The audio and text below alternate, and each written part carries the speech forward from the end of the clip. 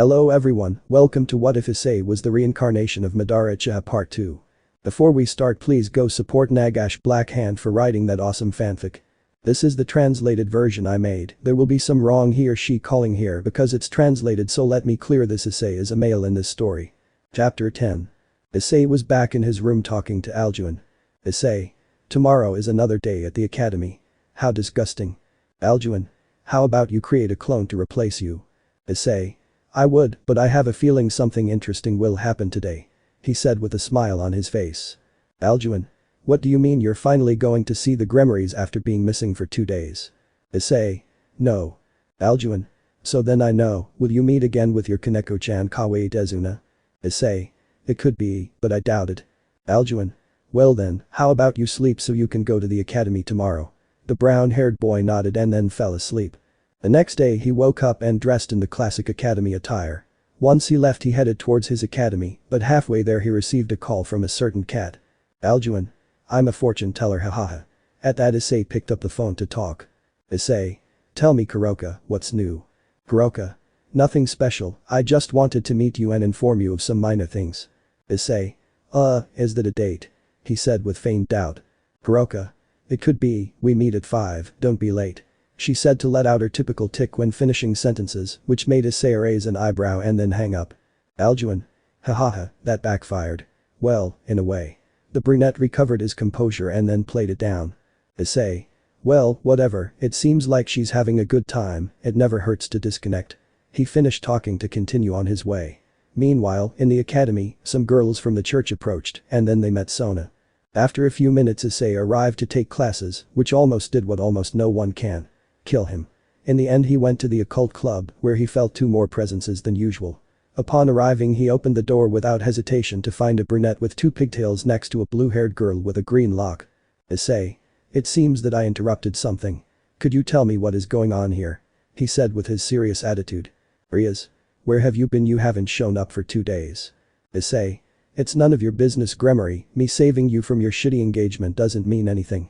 If I had known that Razor was that weak I wouldn't have gone crazy. Rias. Okay, let me introduce you to our 2 guests, they're sent by the church.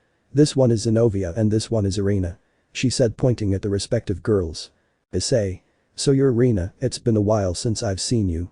Saying that, Irina raised an eyebrow, which changed to a surprised expression upon hearing Rias. Rias. Issei, do you know her? Issei. Yes, she was a childhood friend, but she moved away. How have you been? At that the girl launched herself towards Issei and then hugged him. Irina. Issei, it's been a long time, you've really changed. Plus, you finally realized that I wasn't a boy. She said with a giggle. Issei. I already knew you weren't a boy. Even though you pretended very well. Brave thoughts. Liar. At that the brunette walked away with a few small tears and then spoke. Irina. I can't believe you've turned into a filthy demon. Let me purify your soul. She said, taking out a sword. Issei. I'm not a demon, I'm just helping you out of self-interest. Well, leaving that aside, why have you come? Zenobia. The church has sent us to recover the Excalibur swords which have been stolen by one of Grigory's cadres, Kakabiel. Issei. And you too will go face him. Zenobia. Yes, we possess the 2 sacred swords, Excalibur Mimic and Excalibur Destruction. And we have come to prevent the demons from interfering in this mission. Issei. You know you're going to die without help, right? Zenobia. It could be, but it's a mission that God has given us and we can't let him down. She said and then left looking at Asia. Where the same thing would happen until Issei intervenes. Issei. And what do you care if she's a demon now? If you want to kill her you'll have to go over me, and I doubt you can. He said, activating the Sharingan, intimidated a little to the blue-haired girl. Zenobia. Is that a challenge? This can be easily resolved on the battlefield. That's what a certain effeminate blonde man spoke of. Gibba. Then let's make it 2 against 2. He said to go out to the club's courtyard where Rias and his entourage followed him, since there was no other way to fix this. When they left, everyone saw that the Citri group was outside. Issei. And what are they doing here? He asked, looking at Rias. Rias. I called them. It would be good for them to see a fight and they could help if someone gets hurt. You never know. With that, the 4 fighters got into position to begin the battle. Irina. I'm sorry, Issei, but in the name of God I will purify you. She said to try to launch herself towards the brown-haired boy, who only dodged her and then spoke. Issei. You're slow, very slow. Winning like this would be very boring, I'll wait for your partner to finish off the blonde. Arena. It seems the devils have no faith even in their own comrades, I still don't believe that you are one of them. At what the girl said, Issei only clicked his tongue in annoyance. Issei. I told you that I'm not a demon, I'm only with them for my own benefit. And no, I don't trust him, especially when I know that his skills aren't enough to defeat Zenobia, and especially when he attacks with rage and hatred that only hinders his movements. He said as he sat cross-legged on the ground, then closed his eyes. At what the brown-haired boy said, Irina looked at the blonde, who was indeed attacking clumsily with a face of hatred and revenge. After seeing that, Irina turned to look at the brown-haired boy, who was sitting with his eyes closed. Seeing that opportunity, she threw her sword forward, which extended towards the brown-haired boy's chest. Without looking, he caught the edge of the sword with his bare hand, surprising the brunette. Irina. That's impossible, you weren't even looking, and besides, a demon can't touch a sacred sword, it would burn him. Issei. You are very stubborn, I have told you that I am not a demon, I am a human, who carries the power of the celestial dragon Drake. He said as he looked up and with his free hand he took out the gauntlet and pointed it at Irina. Issei. And I hate people who don't know how to measure their power in front of others. He finished speaking and then launched a low-powered dragon shot at the brunette, who received it in the chest, causing her to drop the sword and fly out until she fell to the ground. Issei. Your power is very weak compared to mine, you should know that very well, but still you decide to face me alone, when before starting I had given you the option that your partner will help you, it is quite stupid of you. He said with a serious look while the sword returned to its normal size, which ended up in the brown-haired man's hands. Issei. Interesting. He said and then made one of the Susanu's ribs appear, which protected him from a cut from Zenobia. Issei. Attacking from behind. Weren't angels good and all that? Attacking like that is quite underhanded. He said, looking into the eyes of the blue-haired girl, who was scared when she saw the Mangekyou Sharingan, causing her to quickly retreat. Issei. I've realized one thing, these sacred swords they have their secrets. If I am not mistaken, these swords can only be wielded by certain chosen ones, right? He asked with a smile. Zenobia. That's right, but what's that about now? I asked, surprised by both what the brown-haired boy and the Mangekyou Sharingan said. Issei. Do you know why only a select few can wield it? It's quite funny. That god you love so much he's more sinister than you think. Irina. What do you mean by that? Our lord is the light that illuminates our path, she said, getting up with some scratches from the attack. Issei. These swords can only be carried by humans who have no doubt. He said, missing everyone. Zenobia. What do you mean by doubt? Issei. Don't hesitate when killing your enemy. He said, leaving the place in silence. Issei. The doubt when fulfilling his mission, the doubt when facing his enemies, the doubt before death. All those doubts, which make the warrior weak, are the reason why not all humans can use them, hahaha. He laughed at the end, leaving those present stunned, and even more so the envoys of the church. Irina. That's impossible, God wouldn't do such a thing. She said through tears, not believing what her ex-friend had said. Issei. You still don't realize? In a war you can't send people who hesitate on the battlefield, it could cost the life of this same person along with his comrades, and I will prove it to you bringing out the full potential of this weapon. He said so that a blue aura surrounded the sword, which he pointed at the brunette. She could only open her eyes as she saw the sword lengthen and head towards her at high speed, which she dodged by pure luck, but she didn't come out well, as she received a cut on her shoulder anyway. Issei. I'm not done yet. He said so that the sword came out of the ground in which it was embedded, and then began to cut Irina, who dodged the coffins as best she could. At this, Zenobia launched herself against the brown-haired man, who only made the Susanu appear, which slammed her into the ground, leaving her unconscious. After a few seconds, the place fell silent again. The only thing that could be seen was an unconscious Zenobia still with the Susanu's hand holding her, an impassive Issei along with his outstretched hand, which was holding Excalibur Mimic, which had imprisoned Irina in a prison made by the blade of said sword. Issei. This is the power of this Excalibur, if you know how to handle it, you can do this kind of things. You would be dead now. He said, making the sword contract, which made the prison tighten, about to cut the brunette into pieces. Issei. I won this fight, I hope it has served to teach you that you should never underestimate your opponent. He said as the sword returned to its normal form and he threw it at the brunette. Issei. I hope that another day you give me a decent dance. Now I have things to attend to. He said to disappear in a sunshine, instead Alduin only laughed and then left the place overturning. Chapter 11. Issei was walking through the center of the city until he stopped at the cafeteria where he met Kuroka. Without waiting any longer he entered to see the place, seeing a certain Nekomata waiting for him. Issei. Sorry to keep you waiting, I had some inconveniences. He said sitting in front. Kuroka. Which ones? She asked a brown-haired boy who answered after asking for his order. Issei. Two girls from the church went to the occult club to tell us not to meddle in their affairs. Unfortunately I had to fight them. It was disappointing, they didn't even know how to handle their swords. Hiroka. It seems that you like the idea of fighting strong people, right? She asked with a smile, which was imitated by the brown-haired boy. Issei. That's right. But before we continue talking, tell me, why did you call me? Hiroka. It's because of some information that might interest you. The first is that there is a group called the Cows Brigade. Issei. I understand, what is this brigade based on? Hiroka. I don't know much yet, I recently joined a group formed by Vali Lucifer, descendant of Rizavam Livan Lucifer, and current bearer of the divine dividing, the White Emperor Dragon. Issei. The White Dragon, it could be interesting. Anything more about this new faction? He asked looking at the brunette, who nodded. Hiroka. Not much else, but the little I know is that it is made up of different races, angels, fallen angels, demons and the descendants of the ancient demon kings. For now that's all I know. Issei. Do you know what they plan to do with that brigade? Hiroka. Not much, really. I only know that the descendants of the ancient demon kings want to destroy the system that now rules the underworld. And they will do so by force, killing the current demon king so they can take over, thus taking control of hell. Issei. Well, this is more than I could ask for, that brigade will make things interesting. Hiroka. Are you planning to finish them off? She asked, looking at the brown-haired boy who shook his head. Issei. No, not yet. First I want some entertainment, I highly doubt that when I finish with Kakabiel anything else will happen. Hiroka. Things like this make me doubt which side you're on, first you ally yourself with the Gremory, then you save her, then you almost kill her, and finally this. She said with grace while enumerating what she said with her fingers. Issei. I have never been on a predetermined side, I only acted for my own benefit. I am an ally of the Gremory simply for the information, apart from the fact that it would be annoying to have them behind me all day. I saved her from her marriage, simply because she wanted to fight with a supposed immortal, which was a total disappointment.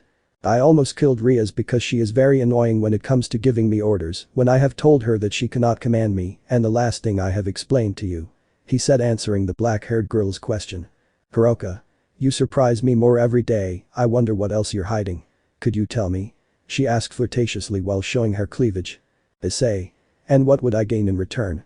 I asked, following the black-haired girl's game. Hiroka. You could learn more about me. Issei. I already know most of the things, you are a well-known person in the underworld. At the brown-haired boy's response, the Nekomata felt a drop form on her head, she had never seen such a dense boy, so she decided to raise the level a bit, without knowing that the brown-haired boy was counting on that. Hiroka. Not that kind of thing, but more private things. She said this time leaning slightly on the table, making her chest stand out more. Issei. What do you mean? You're a very playful carefree girl, and you use your beauty very well by acting sensually. But the funniest thing about the latter is that you're still a virgin. He said the last thing with a small laugh, making the girl almost fall out of her seat. Hiroka. How do you know that, she said as she sat up straight and covered her breasts more. Issei. Do you do that? He asked with a sideways smile, which caused the girl to miss him. Hiroka. What? I asked without understanding the brown-haired boy's question. Issei. I said that last thing to tease, but it seems I was right. I reply with a small laugh. Hiroka. You never knew that? She asked while, for the first time, she covered herself in shame. Issei. No, I was just lucky. Hiroka. It's not fun playing with you. She said, compassing herself and causing the brown-haired boy to laugh. Issei. Well, how about we go? He asked as he got up from his seat, missing the brunette. Hiroka. Are we leaving? Issei. You told me that maybe this would turn into a date, what do you say? He said while looking at the Nekomata, who was surprised at first, but then that surprise turned into a smile. Hiroka. Okay, but don't get your hopes up too much, I'm a sophisticated woman. She said and then left, leaving the brunette to pay the bill. A few hours later. It was already approximately 10 at night, the brown-haired man was next to the brunette, who was eating a hamburger. Issei. A sophisticated woman I see. He said laughing while watching the brunette eat. Who just looked at him badly. Hiroka. Shut up, Mr. Impassive. She said somewhat annoyed as she finished eating, then stood up next to the brown-haired boy. Hiroka.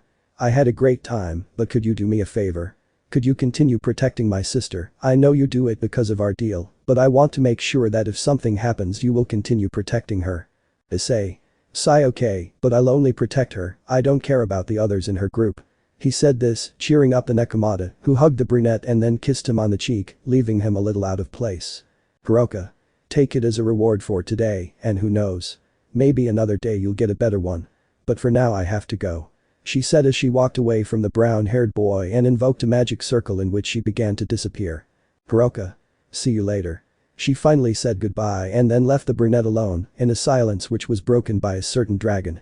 "Greg. My impassive companion is in love, hahaha." The dragon inside the boost gear mocked, causing the brown-haired boy to growl under his breath. "Issei. Shut up, you overdeveloped lizard. I was very comfortable without you," he said, causing the dragon to laugh. "Greg. Come on, don't be like that," he said, trying to talk to Issei, who began to walk towards his house. "Greg. By the way, changing the subject, why don't you use my power?" he asked somewhat seriously, which made the brown-haired boy raise an eyebrow. "Issei. What's the point of that question?" "Greg. Come on, you and I both know that if you were to use my power, you would be one of the best wielders without a doubt. But I don't see you using my power." "Why?" "Issei. It's simple, I don't want to depend on other people's powers to be powerful, they are principles that I have," he replied calmly, causing the dragon to remain silent. But someone decided to speak. "Madara. You're not a very good example of that practice," he said, making Issei just laugh under his breath. "Issei. Don't make me talk, Mr. Beast Tamer," he said, causing the Uchiha to remain silent. After a few minutes of walking, the chestnut arrived home, where he said goodbye to his parents and went to his room to sleep. The next day the brown-haired boy was having a peaceful dream in which he was massacred in an exercise. But his sleep was interrupted by an extra weight on his stomach, which caused him to wake up due to lack of air. When he opened his eyes he could see Aljuin sitting on his stomach while smiling at the brown-haired boy, who in response kicked him away.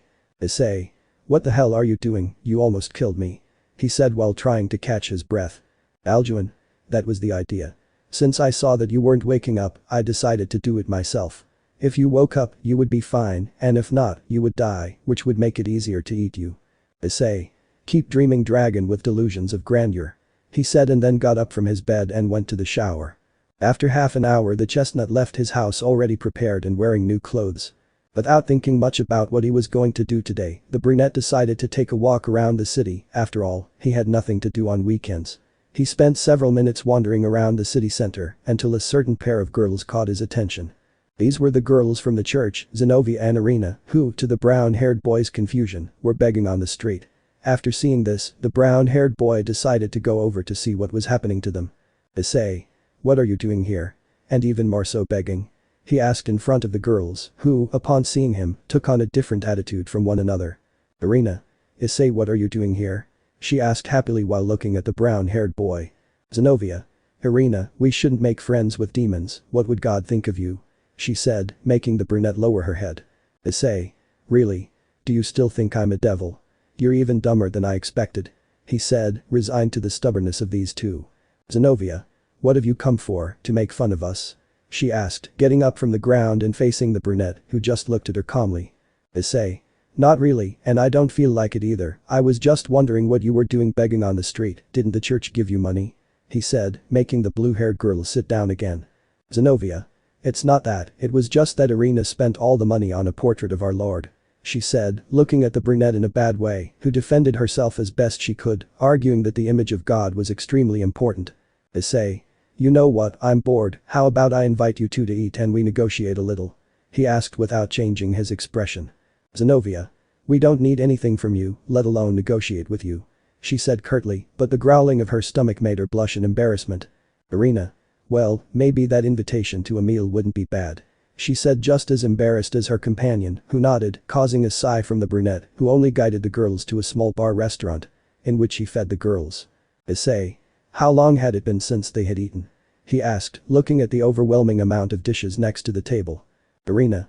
Since we arrived," she said calmly, causing even more doubt in the brunette. "Issei. And that was?" "Zenobia. It's been almost 2 days," she said, making the brunette rub his forehead. "Issei. This is wrong," he said quietly, looking at his wallet, which was shaped like a frog. Making Madara wonder where he got that wallet from. "Issei. They're starting to bother me, either they come out or I'll kick them out by force," he said apparently to no one, causing the girls to look at the brunette strangely, but everything cleared up when a girl and a boy who were sitting behind them stood up, showing that they were Kaneko and Kiba. "Kaneko. Issei, I think you should consult the president about this kind of behavior, do you know what you could cause if things go wrong?" she asked, scolded the brunette, who with a look made her shudder. "Issei. How many times do I have to tell you, I acted on my own, I am of no use to anyone, and I don't care what might happen. And by the way, tell your mistress to stop sending her stupid familiar to follow me, because if not, next time, her familiar will explode into 1,000 pieces along with her. He said seriously, surprising the two girls from the church, since they weren't expecting the brown-haired boy's reaction. Tiba. Issei, you must understand that the relationships between factions are very fragile, any mistake, and it could cause another holy war. He said seriously while looking hatefully at the girls of the church. Issei. I was not part of any faction that allows me to move and negotiate calmly with any of them. And the one who should worry about making a mistake, that would be you. Your thirst for revenge and your rage towards the Excalibur swords are noticeable from afar. So I recommend that you calm down. He said this time without importance while keeping his eyes closed. The blonde became even more angry upon hearing that, but a hand from the white-haired girl made him calm down. Kaneko. Okay, but we'd like to know what you plan to do. She said sitting next to the brunette who just stood there doing nothing. Issei. Simple, I plan to help the church group. He said, surprising these two, who until now had stayed out of the discussion. Zenobia. We don't need your help, this mission has been given to us by God, we must complete it without anyone's help. Issei. Think with your head instead of your heart, the city is very big, two people couldn't go through it in a few hours, let alone find the culprits of this. If I help you, I could make it easier to locate the swords. Irina.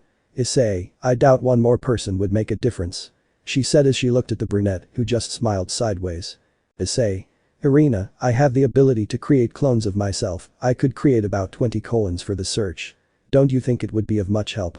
He said making the two girls think, who sighed and then spoke. Zenobia. Okay, but you'll only help us track the swords, we'll take care of the rest. She said it would be while looking at the brown-haired boy who just nodded and then looked at the two demons. Issei. And what will you do? He asked, missing the four present.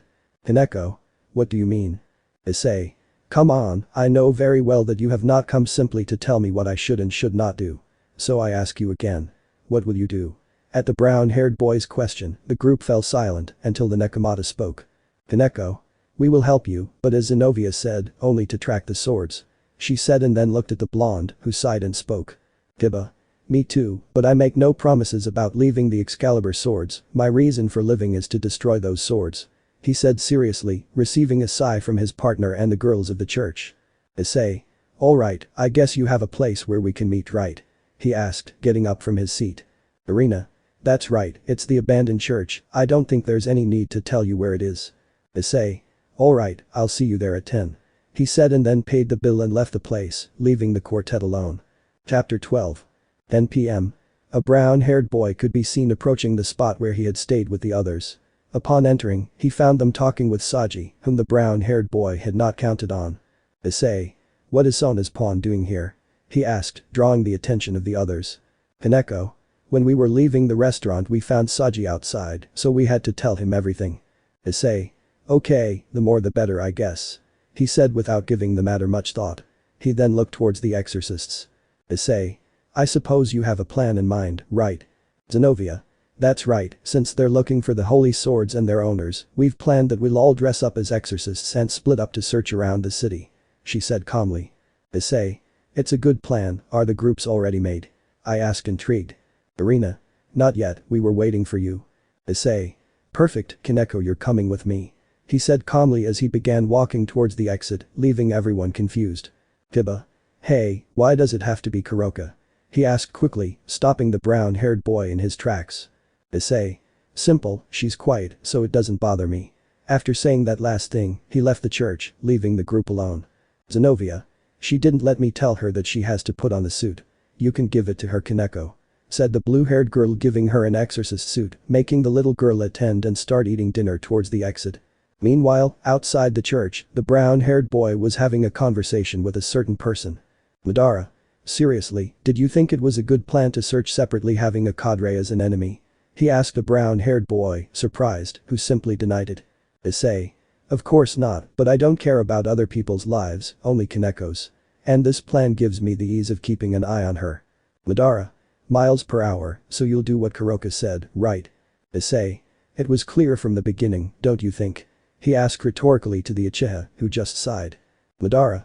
Okay, but try not to let this affect you too much in both combat and training. I don't want you to be distracted by nonsense. Issei. Yeah, whatever you say. That's why no girl was interested in you. He said the last thing through gritted teeth. Madara. Did you say something? He asked in a threatening tone, causing the brunette to quickly shake his head. Madara. I thought so. Now come back to yourself, the girl is already waiting for you. He said this making the brunette come back to himself, seeing the white-haired girl in front of him. Issei. Well, are you ready now? I asked, seeing that she was already wearing the suit they had given her. Hineko. Yes, you have to wear one too. She said handing the suit to the brunette, who only twitched his eyebrow. Issei. I don't need to, since I'll be watching you from the shadows. But I'll see what I can do. He said, grabbing the clothes. Issei thought. Whenever I see trash I throw it away. He said making Madara nod when he saw the clothes. Madara. That's not worthy of an Uchiha. I wouldn't wear that for anything. Issei. Neither you nor anyone else. Now let's go already, I want to finish quickly. He said to look at the white-haired girl, who looked at him. Issei. Alright, this is the plan. You will search around the city while I will keep an eye on you, as soon as I see something strange I will come to your aid, okay? He said to receive a monotonous yes. Issei. Perfect. We better get going, time is of the essence. He said before jumping off and disappearing into the night. The white-haired girl, having nothing else to do, decided to begin her search, heading towards the city, where she spent 4 hours searching without any results. Madara. Do you think they'll go out to look for the swords?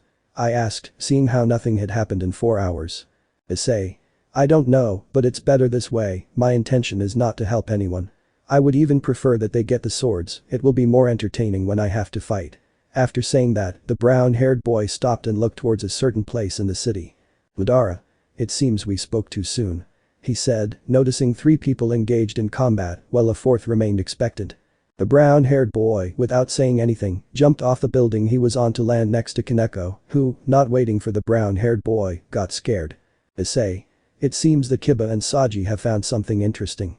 He said calmly to disappear with the white-haired girl in a whirlwind of fire. Which he appreciated in a secluded place in the city where Kiba, Saji and Fried were fighting, the latter being the one who noticed the appearance of the brown-haired boy and the Nekomata. Fried. Shit, more demons. He said with some anger looking at the brown-haired boy who just crossed his arms. Issei. To begin with, I'm not a demon, and if you want to continue fighting, go ahead, the 2 of us are just mere spectators. He said calmly, placing a smile on the exorcist's face. Fried. Perfect, when I finish with these 2 you'll be next. He said euphorically as he launched himself at Kiba and Saji, causing the white-haired girl to want to intervene. But she was stopped by the brown-haired boy. Issei. I'll stay where you are, we'll be watching. Kaneko. But Saji and Kiba are in danger. She said worriedly looking at the 2 boys. Issei. It's not my problem, besides, I doubt they'll lose against that useless guy. I explained seeing how Fried attacked the 2 blondes, who could keep the exorcist at bay. Which, after a while changed dramatically, being as the brown-haired boy had said, being that now Fried was having problems with the 2 blondes. Fred. Damn bucking demons, stop moving and get cut by my sword, he shouted angrily while trying to cut Saji, who dodged the cut, provoking the exorcist even more. Fried, that's enough, we have what we wanted. Said a voice from the darkness, from which emerged an old man. Issei. I was wondering when you'd get out, old man. I guess you're involved in this sword thing, right? He asked, looking at the old man, who just looked at him with his smile still on his face. That's right, I've been involved in the subject of sacred swords for several years. He said calmly while looking at the brown-haired boy. When he tried to speak, he was interrupted by a certain knight. Kiba. Valper Galilei, because of your experiments many children died, so I will finish you off to get revenge, he shouted angrily as he launched himself towards the old man. Valper. Fried.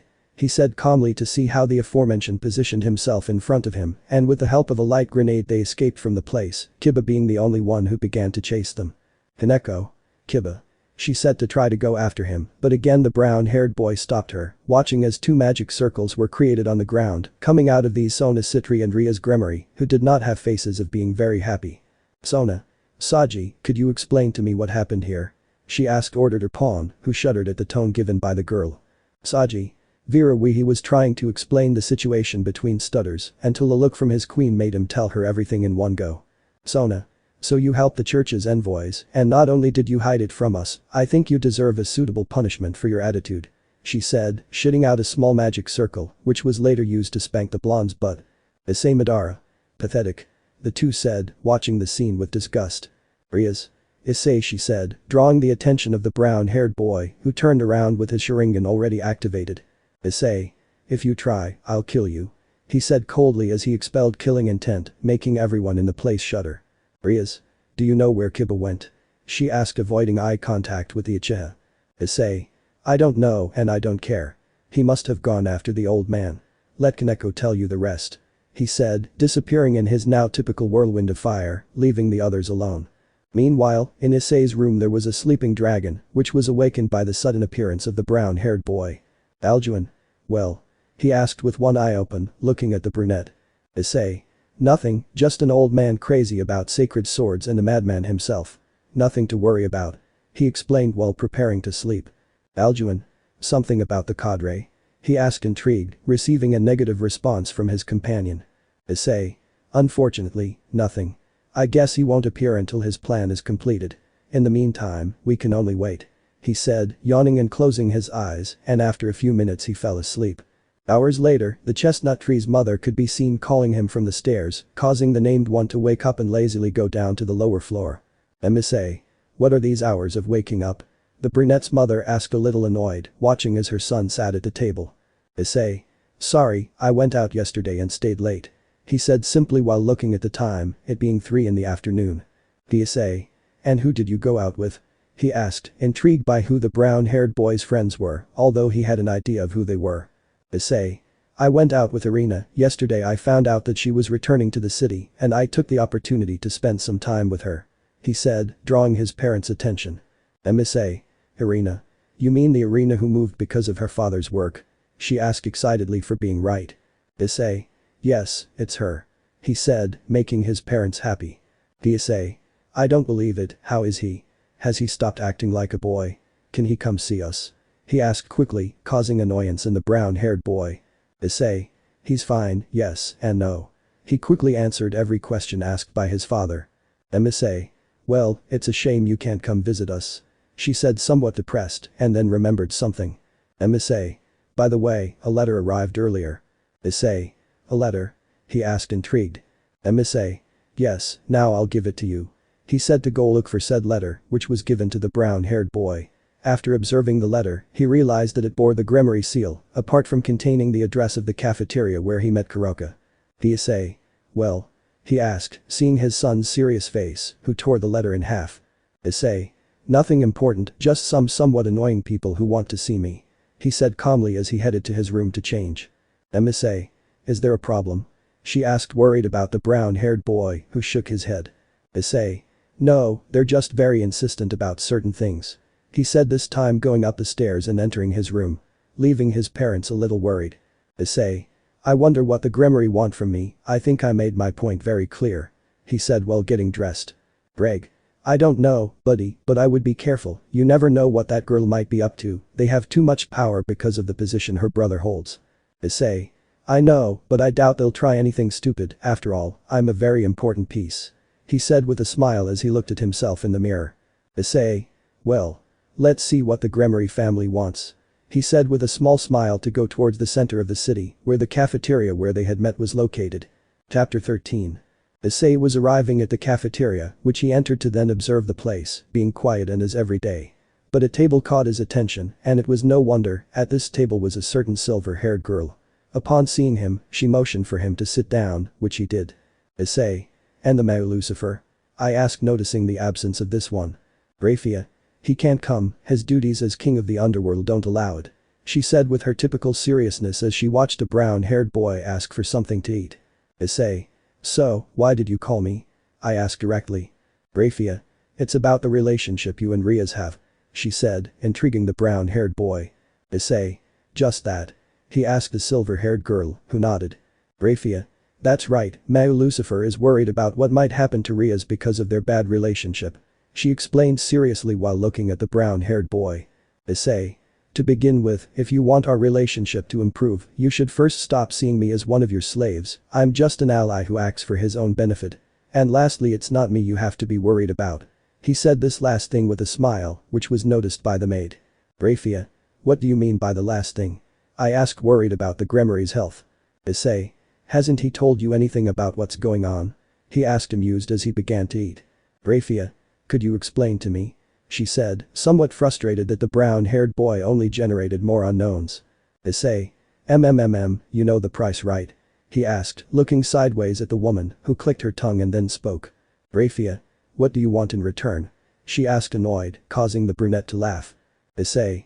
Come on, don't be like that, you should already know that I don't do anything for free, I need to benefit somehow. He said, amused as he continued eating. Rafia. Just say what you want in return. Issei. I don't want much, just some renovations to my house, nothing out of the ordinary, just enough for my family to live well and for me to be able to train without them finding out. He said calmly, causing the silver-haired girl to sigh. Rafia. Okay, I'll talk to the Mayu to make the improvements to his house, but he'll have to get his parents out of this. She said to see how the brown-haired boy nodded. Issei. Don't worry about that, I'll take care of it. And as per the deal, several sacred swords have been stolen and heaven, in response, has sent 2 exorcists to find them. But the problem isn't that, but rather the one who stole the swords is none other than the Kakebio cadre. He explained selflessly, causing astonishment and terror in the maid. Rafia. Are you saying that a cadre is roaming around the city areas as in? And they didn't warn you about this? Issei. Don't look at me, as I said, I have nothing to do with the conflicts that arise between factions. He said calmly, avoiding the problem. Rafia. You should already know that sooner or later the problem will come to you too, right? She said, trying to persuade the brown-haired boy, which didn't have much effect. Issei. When it affects me, then I will solve it, in the meantime, I don't care what happens. He said, generating even more annoyance in the silver-haired girl who tightened the edges of the table she was on. Rafia. You're disgusting. How can you just stand there doing nothing while people die and, possibly, humans get hurt? She said, making the brunette get serious. Issei. I shouldn't talk, Rafia, devils are not the most appropriate to deal with these issues, besides, why don't you act yourselves? And answering your question, I don't do anything simply because I know when I should act, but as I have already said, as long as I don't see it necessary I won't move a muscle. He said, making the maid feel helpless. Rafia. We can't do anything, if we act on a large scale we would provoke another war. Issei. Sigh, that's what happens when there is no dialogue between the factions, none can do anything without it being considered an act of war, even though he said, leaving the words in the air, causing Rafia to click her tongue again, knowing what he was going to say. Issei. For something in return I could try to do something. He finished with a smile, thus generating a more tense atmosphere. Rafia. What do you want? She asked, already resigning herself to trying to reason with the brown-haired boy. Issei. Nothing special, just a little thing. I want my own evil pieces. He said seriously, surprising the silver-haired girl. Rafia. What does he want the evil pieces for? He couldn't use them. She said, knowing that Issei wasn't a devil, therefore he couldn't use them. Issei. I didn't ask for an explanation of whether I can or can't use evil pieces, but I just wanted them. He said directly, avoiding the question. Rafia. But you won't be able to use them, it's a waste. She said, watching as the brunette finished his plate and got up from his seat. Issei. Well, it seems that you don't want to give me what I asked for, so I think this meeting is over. He said curtly as he began to leave. Being stopped by the maid. Rafia. It's okay, although I don't want him to come complaining about the usefulness of evil pieces later. She said seriously, making the brunette smile. Issei. Perfect, I guess we have a deal, so without further ado, I'm leaving. He said before starting to leave again. Rafia. Wait, we're not done yet. What's wrong with you and Riaz? She asked, trying to fix the bad relationship the two of them had. Issei. Do you see the plate? He asked, causing the woman to look at the object, then nod confused. Issei. It's empty, right? That, to me, means the end of the meeting. Have a good afternoon. He said with a smile, thus disconcerting Rafia, who before reacting was already watching the brunette leave the place. Meanwhile, with the chestnut. Upon leaving the premises he began to walk towards his house, where a certain dragon made himself known. Greg. Haha mate, I've never seen anyone talk to the Mayu Queen like that. He said in the brown-haired boy's mind, causing confusion in him. Issei. Is this really your first time seeing this? He asked, somewhat amused by the situation. Greg. I'm sorry to tell you that yes, no one has enough courage to speak like that to Rafia, since they would end up dead or being wanted by the underworld. Issei. That's because they don't know how to take advantage of opportunities, which is something I have done. Greg. You say that, but let me ask you something, why did you ask for the evil pieces? Issei. Simple, I trust that I can make them useful to me at some point. Even if for the moment they will remain useless. He explained calmly without revealing much about what he had planned for said pieces. Thus ending the conversation, making the brunette get home and go to sleep, since he still felt a little tired from not having rested the night before. 12 at night, Cow Academy, a barrier could be seen covering said building, in which a battle was taking place between the Kakabial cadre against the occult club, which had stopped because the cadre had revealed that God had died in the last war, thus explaining the reason for the sacred demonic sword that Kiba had obtained. The Kakabial. Now what will they do when they know that their lord is dead? He asked with grace and a certain malice when he saw Asia and Zenobia, one lying on the ground crying while the other remained motionless. Issei. What a great story our friend Kakabial told us, said the brown-haired boy who appeared from the shadows, implying that he had been observing everything the whole time. Kakabial. And who are you, human? He asked, somewhat intrigued, not having noticed the latter's presence. Issei. I'm sorry, I don't give my name to dead people, I doubt they'll remember my name, he said with some mockery, causing the cadre to laugh. Kakabial. Haha, you're funny human, I guess you have a lot of self-confidence, right? I'll take care of changing that, he said, creating a spear of light which was thrown at the brown-haired boy, who simply remained static, causing the cadre to laugh, which was replaced by a face of confusion as he saw how a small black hole made his spear disappear. Issei. What's wrong? You didn't expect your little spear to be useless? He asked seriously as he looked at the fallen angel with his Mangekyou Sharingan, which was now different, now having a different pattern. Kakabial. What happened to my spear? What did you do? The cadre demanded to know, while continuing to look at the brown-haired boy who had a half-smile on his face. Issei. You want it back? There you have it, he said, creating the black hole again, but this time behind the cadre, who could only turn around to see how his spear of light was shot towards him, impacting on him, thus creating an explosion from which the cadre was thrown towards the ground, raising a cloud of dust. Kakabial. I have to admit that skill is good, but I doubt it will help you much from now on, he said as he emerged from the cloud of dust without any damage. Issei. I wasn't planning on using that ability, so stop bragging and let's start with the dance, he said, getting into a battle stance while making his gunbai appear. Zenobia. Let me help you, she said as she stood behind the brunette who only looked at her out of the corner of his eye. Issei. So you recovered, but I'm sorry to tell you that this dance is only for two, he said with a smile, so that 4 clones came out and formed a barrier, thus separating the brown-haired boy from the rest, leaving the cadre locked up with the brown-haired boy. Kakabial. What is this, he asked, somewhat upset upon seeing the barrier. Issei. Don't be alarmed, it's just the formation of the 4 violet flames, a simple barrier, so that no one bothers, he said, calmly watching how the others tried to talk to him or enter the barrier, this being useless. Kakabial. Sounds great to me, I'll finish this quickly and then entertain myself with those left outside, he said confidently, without realizing that the brown-haired boy was already in front of him, thus punching him in the face, sending him flying and being followed by the brown-haired boy who hit him again, but this time with his gunbai, thus raising the cadre who managed to recover in the air. Kakabial. Damn it, he whispered as he wiped away some blood that was dripping from his mouth. But he quickly had to defend himself with his wings from a fireball, which increased in size and strength when fanned by a wind jutsu from the brown-haired boy. When it ended, he revealed a Kakabial with his wings somewhat burned. Issei. Haven't they taught you not to get distracted in combat? He asked, seeing the angry face of the fallen angel, who generated 2 spears of light, launching himself against the brown-haired boy, who simply remained static, waiting for the cadre, being thus impaled by it.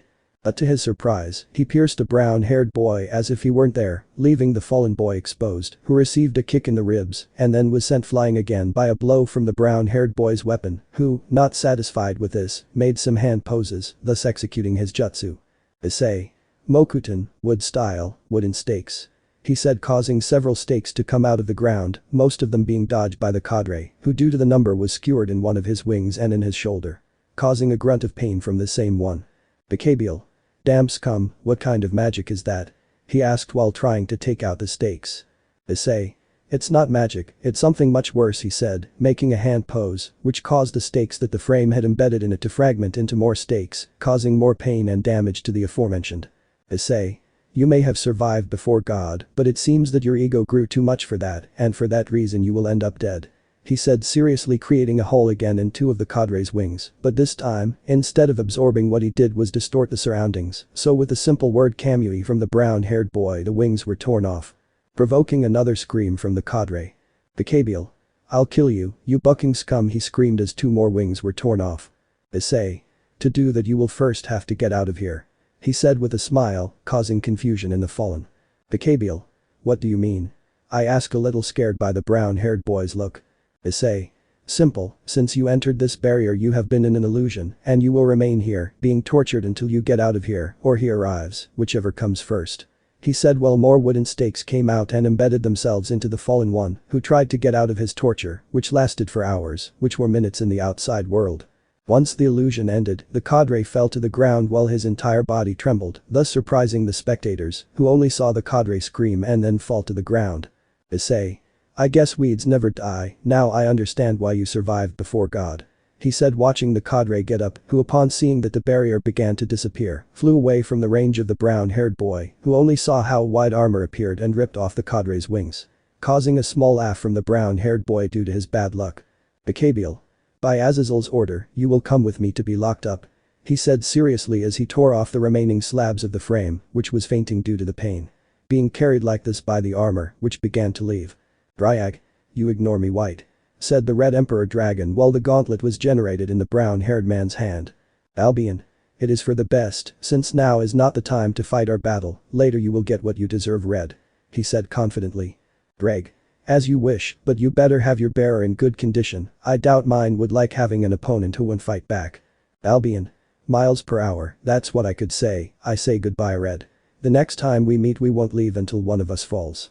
He said and then the armor left the place next to the frame. Chapter 14. Several days had passed since Kakabiel was defeated. Now the brown-haired boy was walking towards the entrance of the academy, thinking about what happened these days. Since the girl called Zenobia joined the Gremory group, very stupid of him if he asked the brown-haired boy, he also found out that today would be an open house day at the academy, that meant that parents could see their children doing various tasks. Just thinking about it gave him a headache, although he quickly had to get out of his thoughts when he sensed a certain person. Issei. I didn't expect to see you here, Whitey said, stopping at the entrance of the academy, from which a certain white-haired man came out from behind a pillar. I didn't think you would recognize me, that makes your position in the ranking go up he said amused, seeing how the brown-haired boy only had a small smile. Issei. I don't care about your pathetic ranking, after all I will always be above trash like you. He mocked as he passed by the white-haired man, who was annoyed by what he said. That arrogance will be the cause of your death he said, making the brown-haired boy stop, then look at him out of the corner of his eye with a small smile. Issei. You are not the most appropriate person to say such words he said simply and then continued on his way, leaving the white-haired man behind, who, after watching the brown-haired man for a few seconds, retreated into a magic circle. After what happened at the entrance of the academy, the brown-haired boy proceeded to go to his classes, where he spent several hours doing the tasks assigned by the teacher and obviously, ignoring the parents who seemed to be fanboys of their children. Teacher. Okay, guys, as you can see, each of you has a block of clay. I want you to make a sculpture with it. The task will be finished in 2 hours. He explained while watching the students begin to mold their blocks of clay. Issei. TCH, what a waste of time he said bored while looking at his block of clay. Teacher. Issei, if you don't like this task you can leave the classroom, but I warn you that this will affect your grades. He threatened the brown-haired boy, causing the students and parents to remain silent and look at him. Issei. Sigh since he said dryly to begin to mold his clay quickly, and after a few minutes he revealed that now, instead of a block, there was a statue of him next to Aljuan. Leaving the room surprised by the speed and quality of the figure. Ready, can I go now? He asked the professor, who nodded, still a bit stunned. Without further ado, the brown-haired boy left the room with his statue, arriving at the academy pavilion, where a girl dressed as a magical girl could be seen while a crowd surrounded her, with the student council trying to clear the room, but barely succeeding. Seeing this, the brown-haired boy continued on his way, which was interrupted when the girl from before got in his way. Issei. Who are you and what do you want? He asked with an impassive look, making the girl look astonished. You're scary, my name is Serafol Leviathan, I am a Mayu, and Sona's sister she introduced herself making the brown-haired boy lift a box. Issei. What is one of the Mayu doing in the human world? I asked curious about this one's presence in the human world. Serafol. What is it like to have a dragon sealed inside you? How do you defeat Kakabiel? She began to ask quickly, causing the brown-haired boy to have a tick in his eye. Issei. Let's make a deal, I give you this statue, and you tell me what you're doing here he said seriously showing the statue, making the Mayu's eyes light up. Serafol. Deal he quickly exclaimed in agreement, sweating at the brown-haired boy. Issei. I didn't think it would work he thought as he gave her the statue. Serafol. I came to see my sister, and also in that she was interrupted as a certain sentry entered the pavilion well, Serziches is also here, so he explained it to you. I have to attend to certain matters, she said hurriedly and then left in the direction of her sister, who only remained static while blushing in embarrassment. Issei. TCH, what leaders? He said tiredly to start walking through the academy, thus finding Rias with Surziches and Grafia. Rias? Issei? She asked looking at the brown-haired boy who only ran his hand over his face. Issei. Can't one walk in peace? He thought as he approached the group. So it's true that you were here, he said looking at the Mao Lucifer, what's the reason for this? I doubt it's because of seeing your sister. Surziches? You are the one who interrupted Ria's wedding, right? He asked looking at Issei, who just looked at him, making the Mao become serious due to the Kakabial incident. The three factions have decided that tomorrow we will have a meeting to clarify this issue and hopefully sign a peace treaty, he explained while looking at the brown-haired boy. Issei. So you are here because the meeting, if I am not mistaken, will take place in the city, right? He deduced, seeing the Mao nod. Surziches. That's right, more specific in the academy. He dropped the bomb, causing a certain Riti to become alert. Rias. What are you saying, brother? How can a meeting like that be held at the academy? She asked upset, looking at her brother, who only scratched the back of his head. Surziches. The truth is that I couldn't think of anywhere else. He said sadly. Besides, we have a small problem. He whispered to himself, which everyone heard. Rias. What's the problem? I asked curiously. Surziches. We don't have a hotel to stay in. So I thought about. His words trailed off as he saw a certain brown-haired boy begin to leave. Issei. I'm not crazy about letting you into my house. By the way, my parents won't arrive until the day after tomorrow. Do your part and start with the renovations, he said seriously as he began to leave the place while laughing at what Surziches had said earlier. Surziches? Well, it was tried. He said resignedly watching the brown-haired boy leave the place. Grafia. Surziches Sama, she said, drawing the attention of the named. Why do you keep trying to convince Issei to help Rias? As you should know, he is not a person we can trust, he only acts if he benefits from it. Surziches. I know that very well, but I also know that I want to have him as an ally rather than an enemy. After all, he is the bearer of the Red Emperor Dragon, and from what I see, he doesn't usually use it in his battles. He explained, still looking at the place where the brown-haired boy had gone. The next day, the chestnut was preparing to go to the meeting. Aljuin. Why are you preparing so much if it's just a stupid meeting? He asked, watching how the brunette put on his armor and put his weapons and seals placed on his wrists. Issei. You said it yourself, it's a meeting in which several of the leaders will be present. It would be very stupid of me not to be prepared in case something goes wrong, he explained calmly while using a genjutsu to transform his armor into normal clothes. Aljuin. I hear when you're right. Take me with you, if something happens I want to at least have some fun. Issei. As you wish, but the trip will not be pleasant, he said making the dragon hesitate, who only saw how Issei's right eye changed to his Manjikyu Sharingan and then, in a whirlpool, absorb the stunned dragon. Well, I guess this is it will be better to go to the academy, he said to himself as he disappeared in the same whirlpool which absorbed Aljuin. Meanwhile, at the academy, a group of people were waiting for a certain chestnut who appeared in the same whirlpool as before. Issei. I'm sorry for the delay, I had some inconveniences, he excused himself while looking around the room. Surziches. No problem, he said nonchalantly, then looked at the others. Since we are here, I will introduce you properly. This is Haidu Issei, the current bearer of the Red Emperor Dragon. He introduced himself while those present in the room watched a brown-haired boy who remained in place without doing anything. Surziches.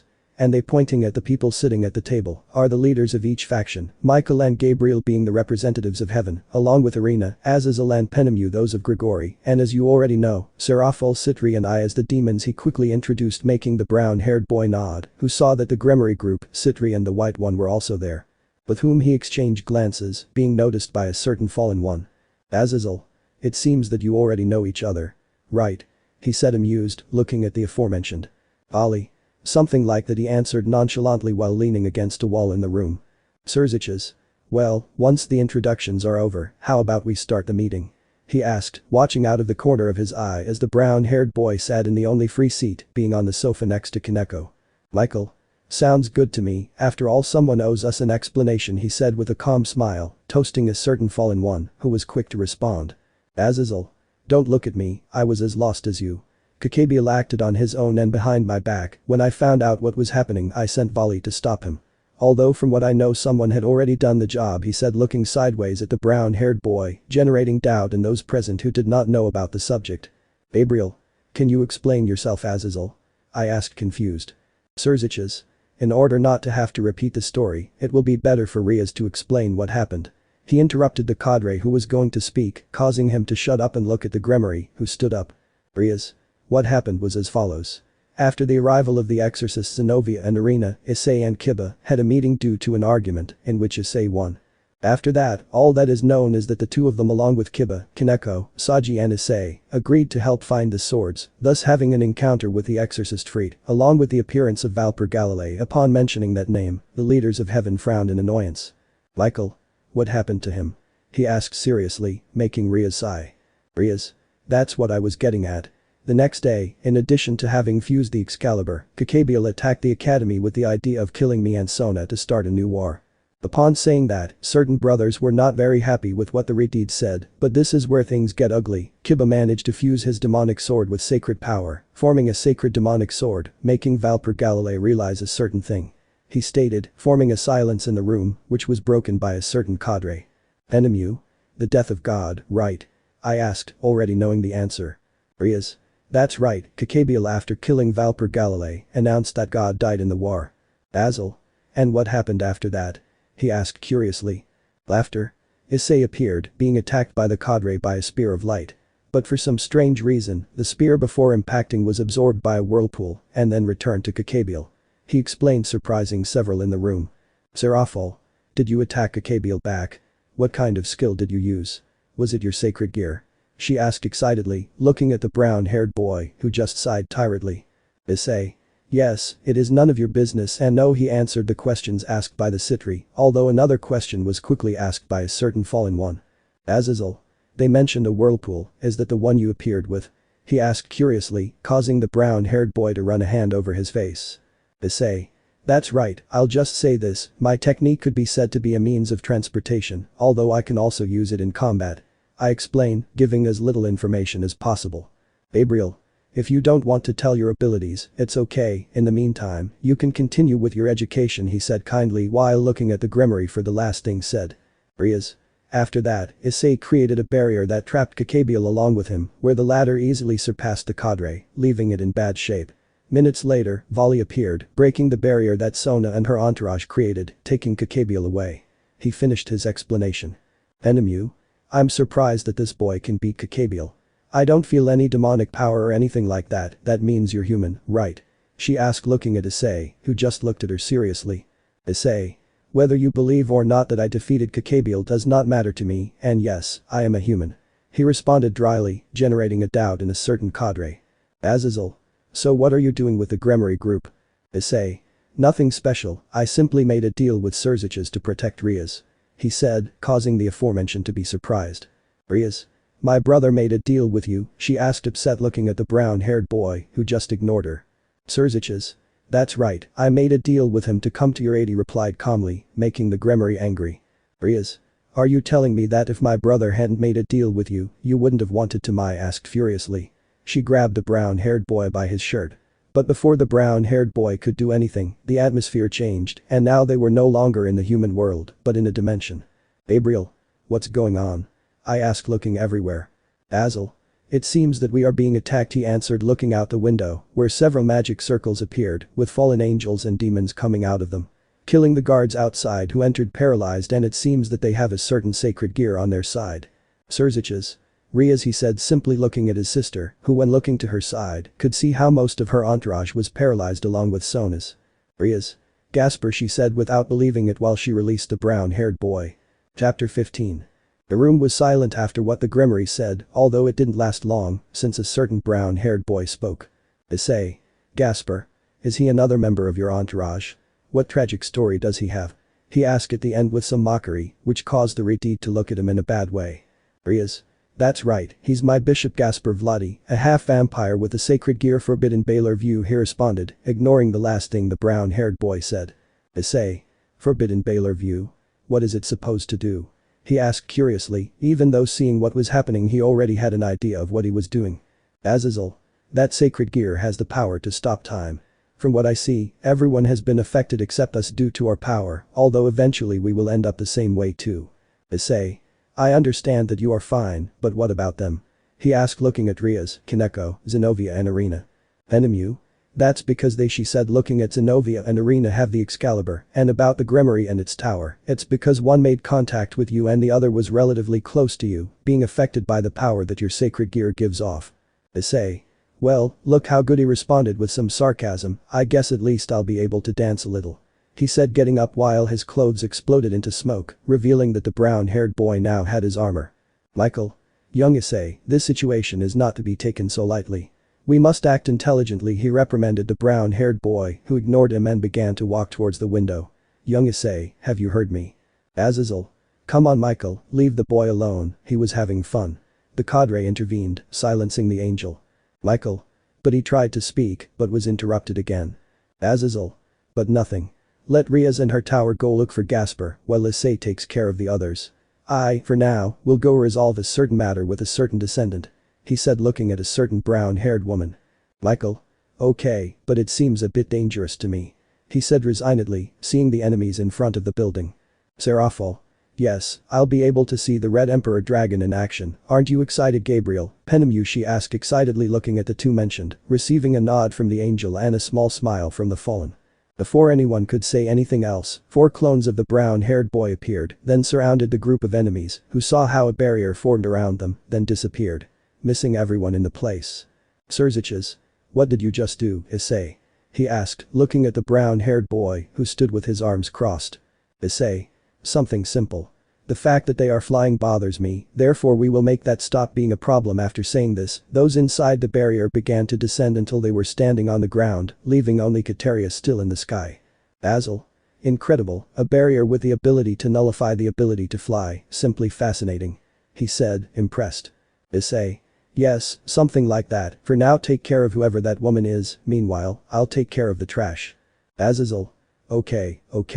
For now take this, he said, giving 2 bracelets, one to the brown-haired boy and another to the Grimoire. These bracelets serve to better control the sacred gear, so they can stop Gasper, and you can fight more comfortably. He explained, making the brown-haired boy look at him without any expression. Issei. I don't need it, he said simply before crushing the bracelet. Azel. There was no need for you to break it, a simple I don't need it was enough. He said, depressed as he saw how his invention was destroyed. Riaz. Thanks Azazel, we won't be long, she said quickly, and then disappeared into a magic circle. Issei. Very well, I think it's time, he thought as he jumped forward, staying behind his enemies, seeing them along with the leaders. I will take advantage of the fact that everyone is gathered to properly introduce myself. Pay attention, because I will only say it once. My name is Uchiha Issei, although you can call me Uchiha Madara. He introduced himself by activating his Sharingan, leaving those present in silence, who looked at him with a mixture of confusion and fear due to the aura he gave off. Issei. In the next 30 seconds I will give you such a beating that it will have to be censored in several countries, although, as I am a benevolent person with my toys, I will give you an additional 10 seconds to write your wills. Oops, I almost forgot, it won't be of any use to you anyway.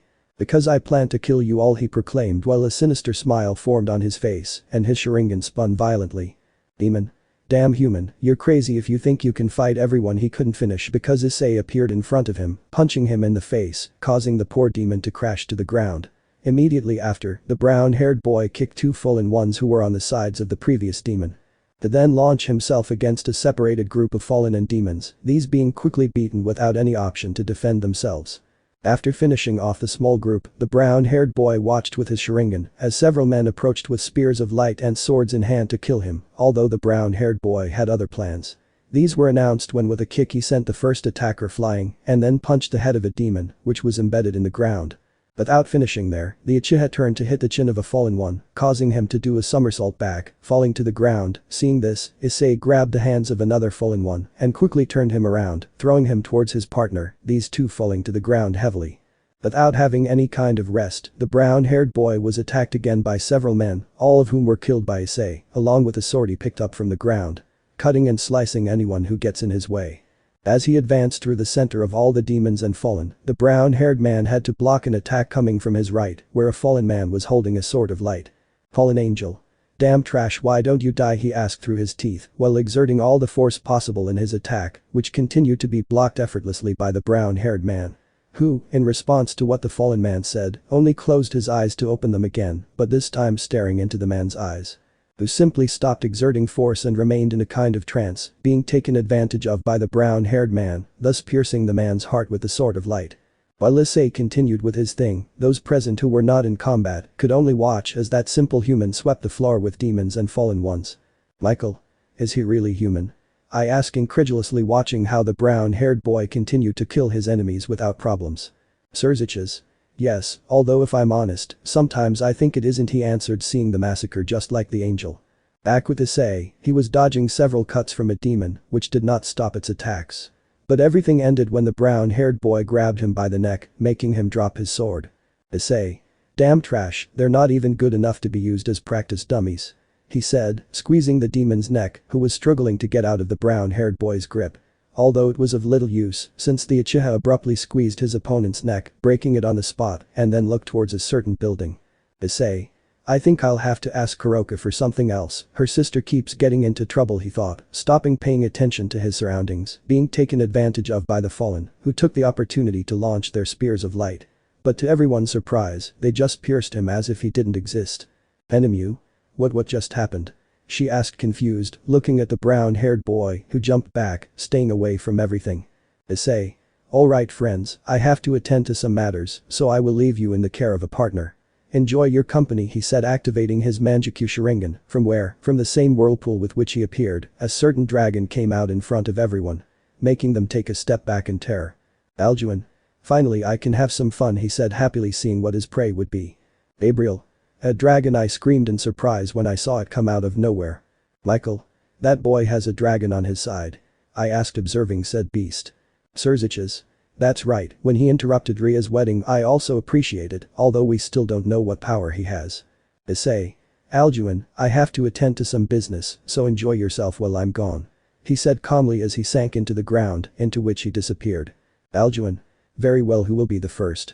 He asked, amused, although he did not wait for an answer, as he quickly turned against everyone. Meanwhile, Rias and Kaneko were having serious problems, as several people were blocking their way to the room where the vampire was, and it didn't help that the vampire's power began to affect them, making their movement slower. Demon. As expected, little Grimmery is just a spoiled child, he mocked as he approached the two girls, who stood in a defensive pose.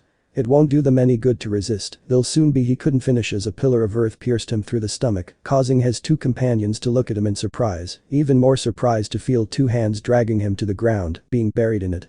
Revealing only their heads. Issei. What a waste of time, and to think that I abandoned my battle just because of these scum. He said disappointedly, coming out of the ground next to a clone, which disappeared immediately. Rias? Issei. She asked, confused when she saw him. Issei. Give me the damn bracelet, I'll end this myself. He said, approaching the Grimmery, who without saying anything gave him the bracelet. Then he saw how the brown-haired boy entered the room where the vampire was, seeing two fallen ones waiting for him. Fallen. I'm surprised you were able to get past my companions, but let me tell you, he couldn't finish as black flames began to burn him and his companion. Issei. Shut up, you damn inchules, he said, somewhat annoyed as he passed by the two fallen ones, who were now on the ground screaming in pain. You've caused enough problems, shorty, it's time for you to relax, he said, grabbing the vampire by the neck and then placing the bracelet on him. Rias. Gasper, she called as she entered the room, seeing the brown-haired boy, who simply tied the vampire to the Grimmery. Issei. I would love to see your fabulous reunion, but I have more important things at hand, so let's go back quickly to the leaders. He said, disappearing and appearing next to the leaders. It seems that everything is over. He said, watching as Aljuan ate the last demon and Azazel defeated Kateria. Surziches. It seems so, and from what I see, Rias has managed to recover Gasper, as if they were called, Rias, and her two pieces appeared in a magic circle. Azazel. That's perfect, and it seems that he already has my bracelet, he said, looking at the vampire from the sky. But suddenly he was hit and sent to the ground, where he crashed, generating a ball of smoke, which, when it dissipated, he said he saw the fallen one who hit him. What does this mean, Vali? He asked, looking at the aforementioned. Vali. I'm sorry, old man, but I like this side more, he answered, and then looked at a certain brown-haired boy. Hi to Issei, or rather, Issei Uchiha, come and fight me, he challenged the brown-haired boy while putting on his armor. Chapter 16. The people present remained silent, observing both Vali and the brown-haired boy. The latter, in response to Vali, jumped off the building and landed calmly on the ground. Issei, are you sure about this? You still have a long way to go before you can amuse me, he asked, warned the white-haired man, who only laughed amused. Vali. Hahaha, it's obvious that you don't know anything. The blood of the ancient demon king flows in me, and yet, I also possess the power of the white dragon. On the other hand, you are only a simple human.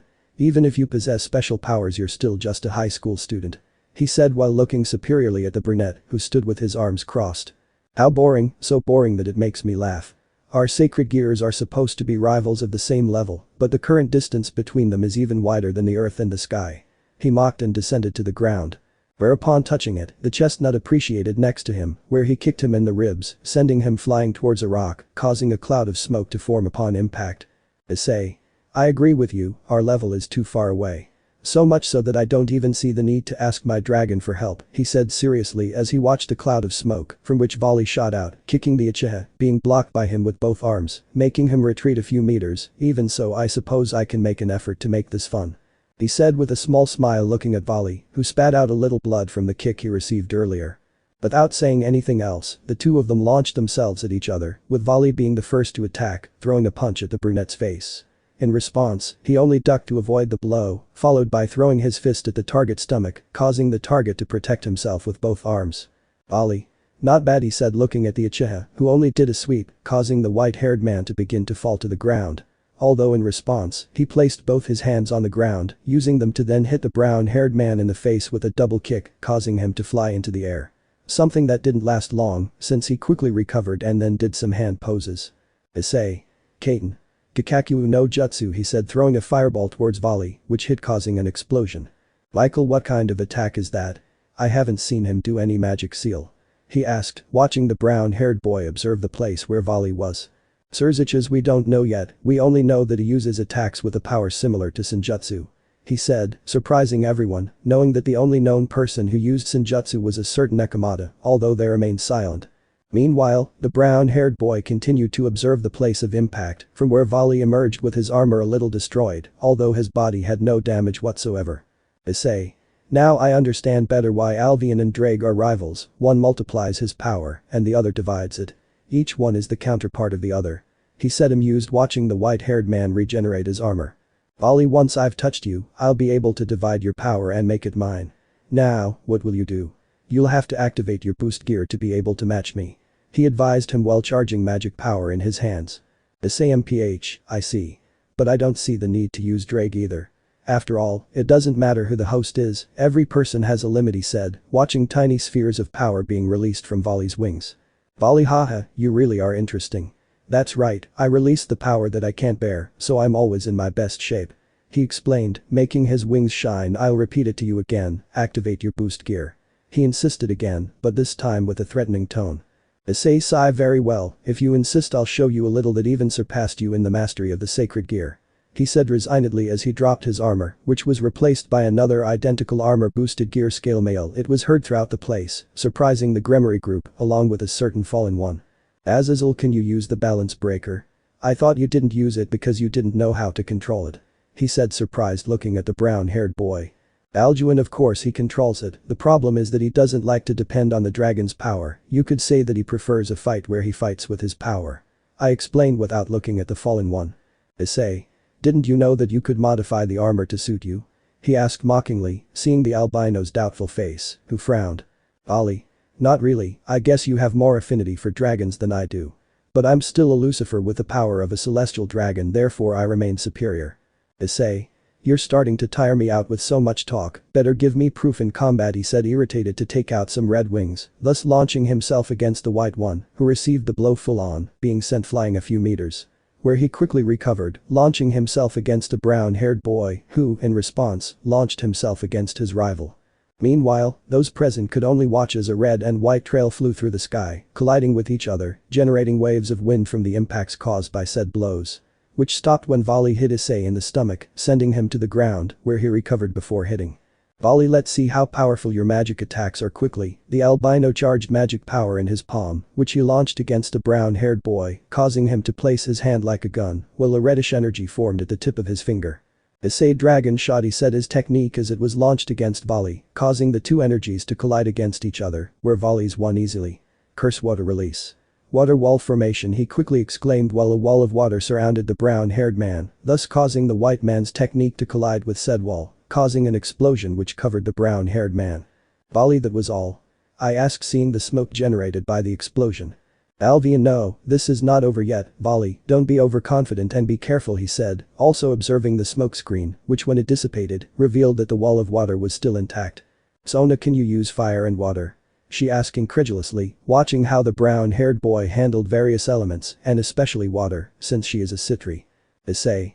It seems that I will have to improve my magic power techniques, although I doubt that I will use them much, he said out loud as the wall collapsed. My turn. Hyotin, ice release. 1,000 deadly needles, he said, causing the puddle formed by his previous technique to turn into thousands of ice needles. Seraphol, now ice?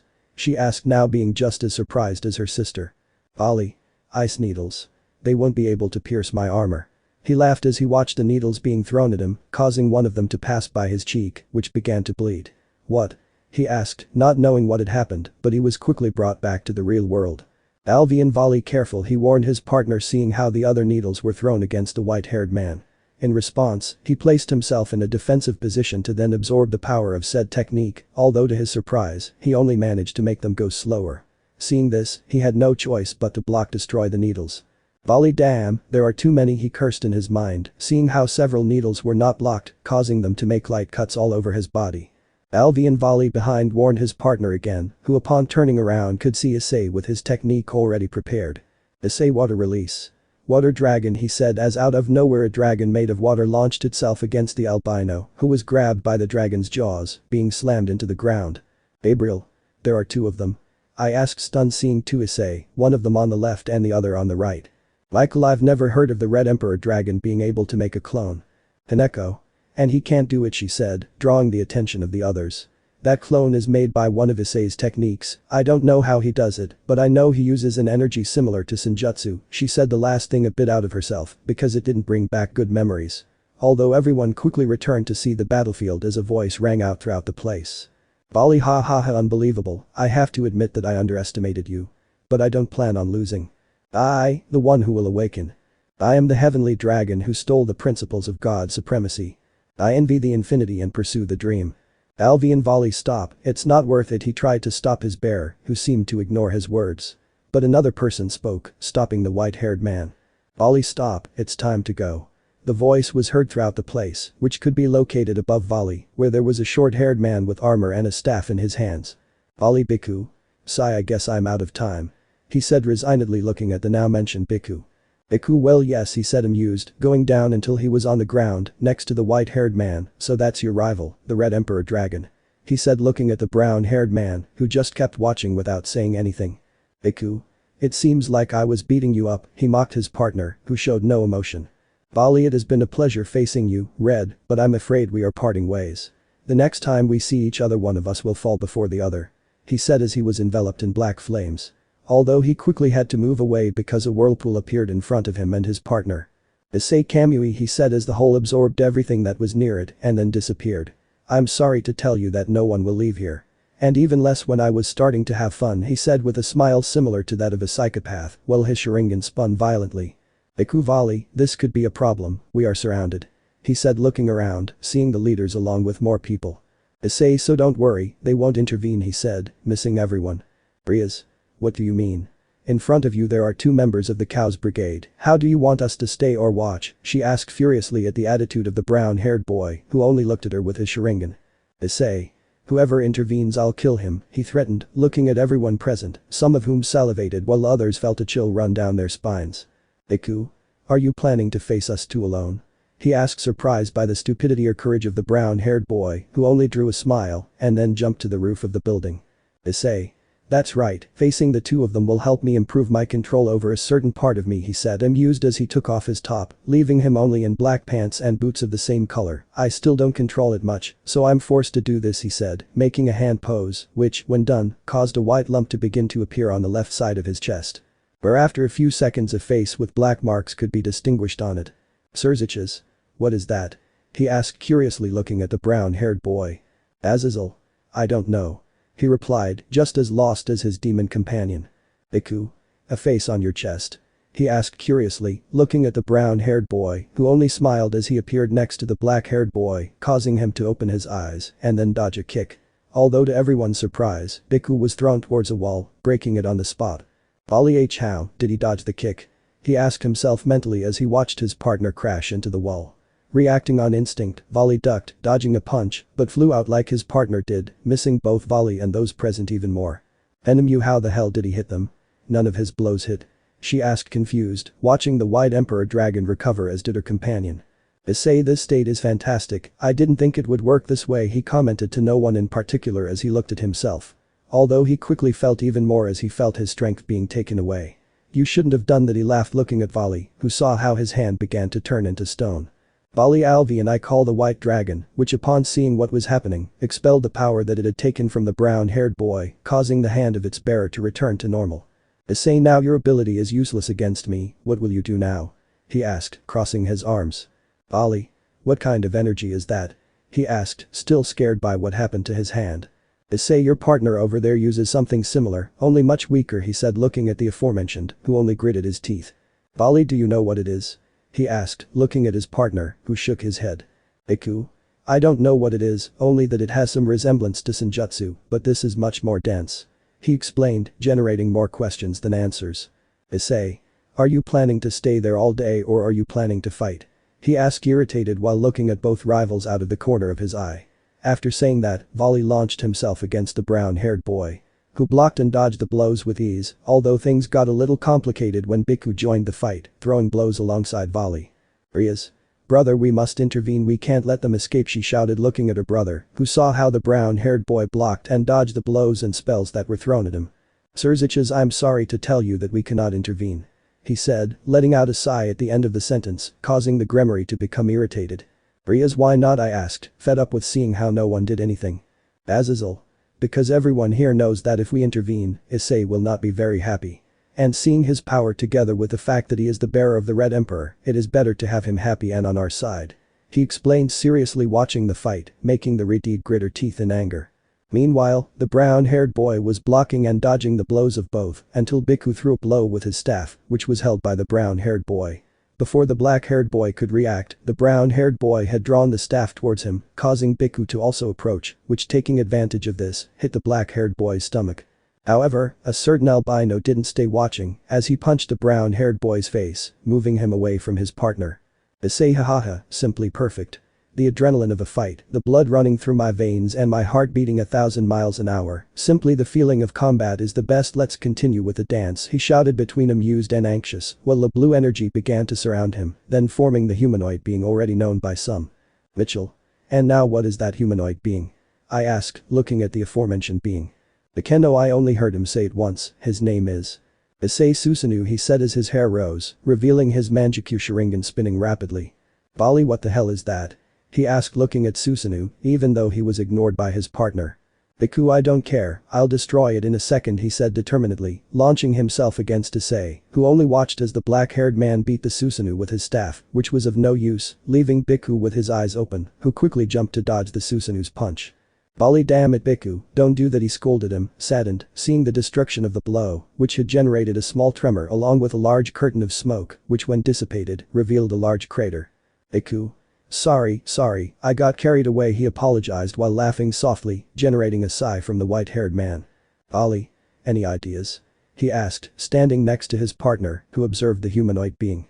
Biku, from what I see that humanoid being is a defensive technique, although its attack power is worth taking into account. Volley, any ideas, Alvian? He asked his dragon, who just sighed. Alvian, none, it's the first time I've seen such a thing, I'll need a little time to plan something, even though I'm not promising anything. He said calmly watching the brown-haired boy's technique. Biku, well, if we have to kill time we have no choice, he said amused and then launched himself at Issei again, attack, he let out his war cry as he left the white-haired man behind, who followed him. Meanwhile, those present only continued to observe how any attack that the Susanoo received was useless and those that, to everyone's surprise, had damaged said being, had recovered instantly. Enemu?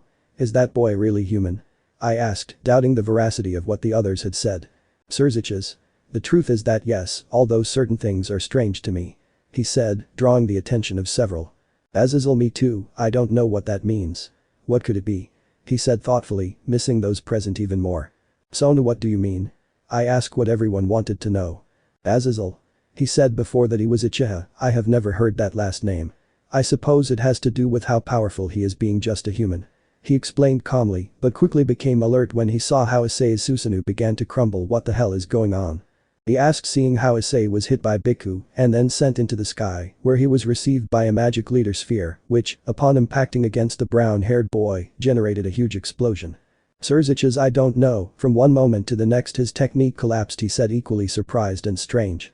Hineko, I knew I couldn't keep it up for long, the amount of energy it takes just to form that being is ridiculous. She explained with a certain tone of concern.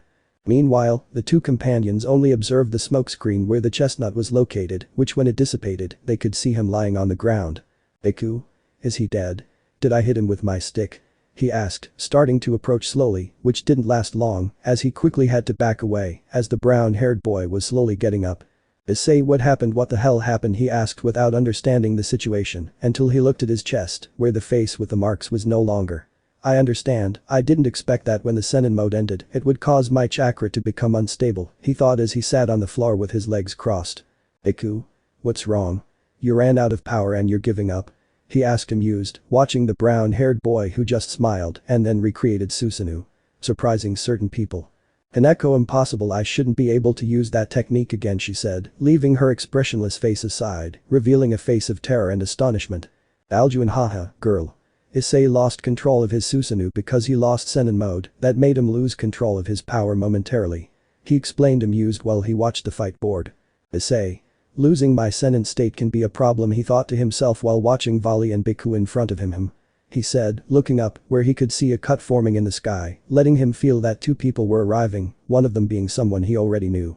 Making Issei act immediately, thus generating a barrier to prevent the visibility of the spectators, surprising and strange everyone. Biku, Vali, Pirik, take so long, what the hell? I asked, seeing the situation, even though what surprised them was the Susanoo. Issei, I wasn't expecting any more visitors, he said, looking at the two newcomers, especially a certain woman, who opened her eyes wide upon seeing him. Vali. Arthur, Kuroka. What are you doing here? I asked, looking at those mentioned. Arthur, what are we going to do? They were taking too long, although I already see the problem. He said, turning to see Issei, who remained sitting inside the Susanoo. Biku, I'm sorry, but I was really having fun with Vali and this boy. By the way, what's your name? He asked, curiously looking at Issei, who just got up from the ground. Issei, Uchiha Issei. And from what I see the fight is over, a shame really. He said, making the Susanoo disappear. Arthur, what do we do, Vali? He asked, prepared in case he had to attack. Vali, we're leaving. I've already seen my rival's power, next time the fight won't end until one of us dies. He said seriously, looking at the brown-haired boy who crossed his arms. Issei. I wouldn't like to kill an opponent like you, so you better train if you don't want me to kill you in an instant. He said, starting to walk towards one end of the barrier. See you, I hope next time it's a fight where we fight at 100% without holding back, he said, looking at Biku, who just chuckled. Biku, you are strange to be with the factions, why don't you come with us? He asked, making the brown-haired boy laugh. Issei. I'm sorry, but I don't follow anyone's orders, at most I get something in return. And unfortunately you guys don't have anything that interests me. He said, watching Biku shrug his shoulders. Biku? I tried. See you another day, and I hope to fight again. He said goodbye happily, while the group of Vali began to disappear into the crevice through which they had entered. As a response, the brown-haired man just watched them go, and then sighed. Issei. What was Kuroka thinking? If they see her, I'm sure the others would go after her. He thought as he began to make the barrier disappear. I guess I'll have to talk to her. He thought before going towards where the leaders and the Gremory and Citri groups were. Chapter 17. Issei stood in front of the faction leaders, who, including himself, remained silent, waiting for one of the two to speak first. Although a certain Biahem, Ritid spoke first. Bria's Issei, what happened to Vali and Biku? He asked, demanded, standing in front of the brunette, who didn't even look at him. Issei, they escaped, he said simply as he began to walk towards where Aljuan was. Bria's, what do you mean they ran away? Weren't you the one who put up the barrier? Issei. That's right, and what about that? He asked indifferently while crossing his arms. Bria's. If you hadn't put up that stupid barrier, Biku and Vali would have been defeated, he exclaimed, a little irritated, to the brown-haired boy who only placed a hand on his forehead.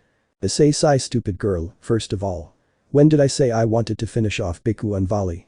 Did they give me any reason to do such a thing? Bria's. Is there even a reason needed?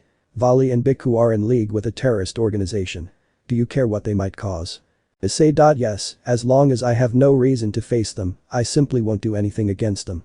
Besides, what would they have done against a juggernaut drive?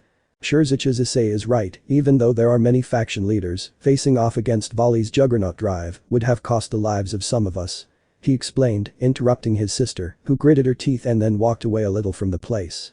I appreciate what you've done today, Issei, but I would like you to help us in the future. I hope that one day you will come visit me to agree on the deal that will give us your help.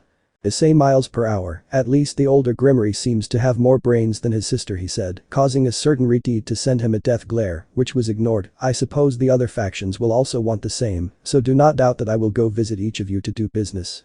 But in the meantime, do not look for me, I will be busy for a few days. He said as he began to disappear into the already known black spiral, which took Issei and his dragon.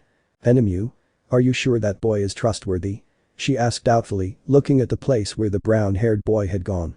As is a lie like him, hahaha, he laughed while with his only arm he took a glass of liquor. Michael is carefree as ever. Gabriel. I think that deep down in his heart he is a good person, he said with a big smile on his face. He is. That thing doesn't even have feelings. Meanwhile, at the Chestnut's house, he had just appeared in his room, where he quickly lay down on the bed. Issei. Well.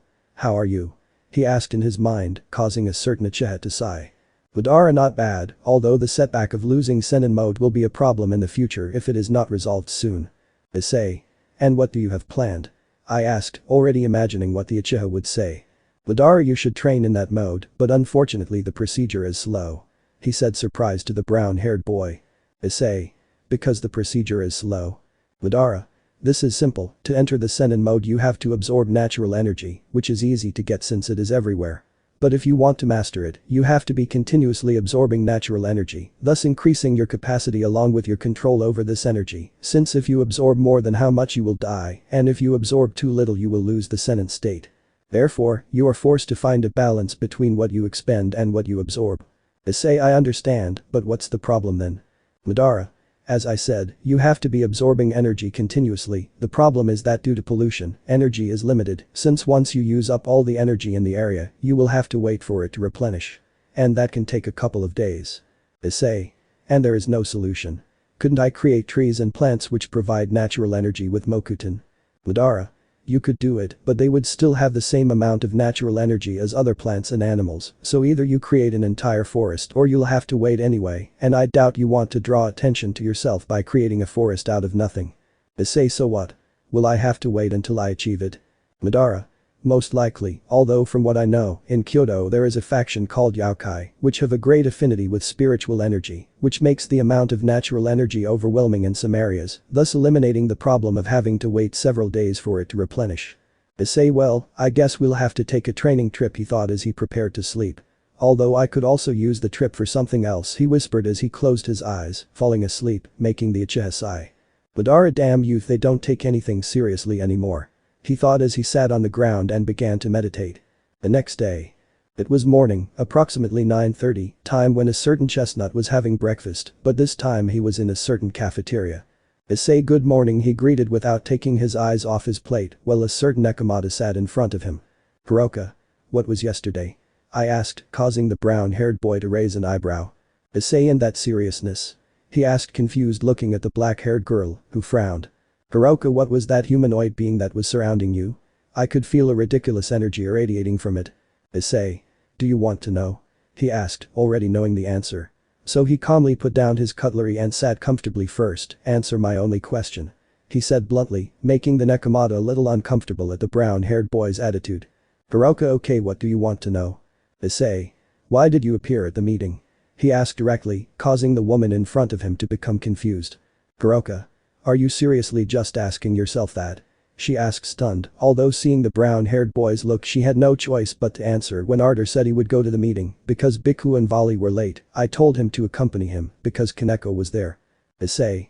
I really don't understand you, he said, missing the black-haired girl. Your sister thinks you're an assassin who only seeks power, while in reality you simply defended her, but instead of clarifying the matter, all you do is pretend that you really were an assassin with ambition for power. Why don't you just talk to her before this gets any further? He asked, seeing how Kuroka simply looked at the ground, making the brown-haired boy sigh. Issei. I see, changing the subject, if you're wondering what that humanoid being was, it's called Susanoo, it's one of my abilities which are created from chakra. Kuroka, chakra? I asked curiously about the name of said energy. Issei. It is the vital energy of the body and spiritual energy. To give you an idea, it is like your senjutsu, except that I don't need a magic circle to filter said energy, I use it in its purest state. Kuroka. Is that possible? She asked, perplexed, looking at the brown-haired boy who simply resumed his breakfast. Issei, everyone could use said energy, only that by depending on magic the parts of the body that created said energy have deteriorated to the point where they are useless. Hiroka, so are you the only one who still has the ability to use said energy? Issei. Not exactly, he said, missing Nekomata. Senjutsu users, like you, use natural power, therefore the body is already familiar with said energy. So with a little training and effort, the chakra coils could be used again, which would lead to the possibility of using said energy. Hiroka, are really, she asked happily as she got a little closer to the brunette, who simply smiled. Issei. Yes, do you want me to teach you? He asked, amused, watching how the black-haired girl nodded euphorically. Well, then prepare your things, tonight we are going to Kyoto, he said calmly, watching how the Nekomata nodded and then processed what the brown-haired boy had said. Hiroka, wait, what? How are we going to Kyoto? Issei. That's right, in Kyoto, since there are yokai, there are places with large amounts of natural energy that will greatly help both my training and yours. He explained calmly as he got up from his seat. Hiroka, I don't think I can go, I'm in Vali's group and right now I can't just leave like that.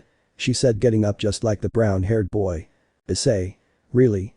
He asked, to grab the black-haired girl by the waist and then hug her gently, not even to have a romantic getaway with your partner? He asked, amused, watching the woman's face turn red. Hiroka, I idiot W who said we were a couple, she exclaimed, embarrassed as she walked away from the brunette who only tilted his head. Issei. You're partly right, he said, paying the bill and then heading towards the exit.